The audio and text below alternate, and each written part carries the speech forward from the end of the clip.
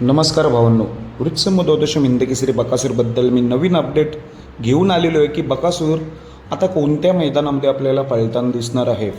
उद्या दिसणार आहे का बिंजोड मैदानात की इतर 3 फेरीच्या मैदानात की डायरेक्ट 22 तारखेला ट्रॅक्टर मैदानात, हे आपण सर्व काही या व्हिडिओमार्फत जाणून घेऊ. तर भावांनो, काल झालेल्या हेलमाची मैदानामध्ये आपल्या बकासूरने चांगल्या रीतीने कमबॅक केला. नवीन चेहरा होता चेंडू आणि गुलालाचा मानकरी झाला, तो पण नवीन चेहऱ्यासोबत. बकासूर आणि चेंडू ही गाडी चांगलीच पळाली आणि 2 नंबरचे मानकरी झाले आणि कमबॅक एकदम जोरातच झाला, तोही नवीन चेहऱ्यासोबत. आता पुढची चर्चा असते की बकासूर आता कधी आपल्याला मैदानात दिसणार आहे.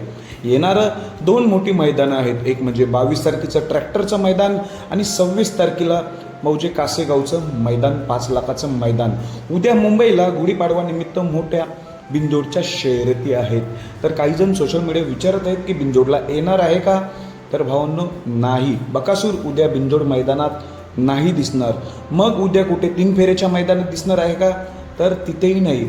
आपला बकासूर आता आरामावरच असणार आहे. आरामावरच असणार आहे म्हणजेच काय, 22 तारखेची तयारी. 22 तारखेला 1 नंबर ट्रॅक्टर असलेल्या मैदानात आपल्याला बकासूर पळताना दिसणार आहे.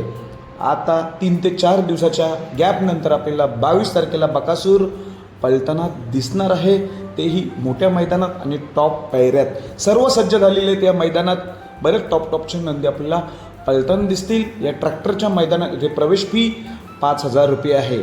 पण हे ट्रॅक्टरचं मोठं मैदान असल्यामुळे सर्वांचं ह्या मैदानाकडं लक्ष लागलेलं आहे. कोण जिंकेल, ट्रॅक्टर 1 नंबरचा मानकरी कोण होईल, याची उत्सुकता सर्वांना लागलेली आहे.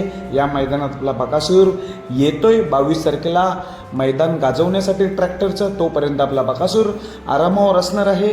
धन्यवाद भावांनो.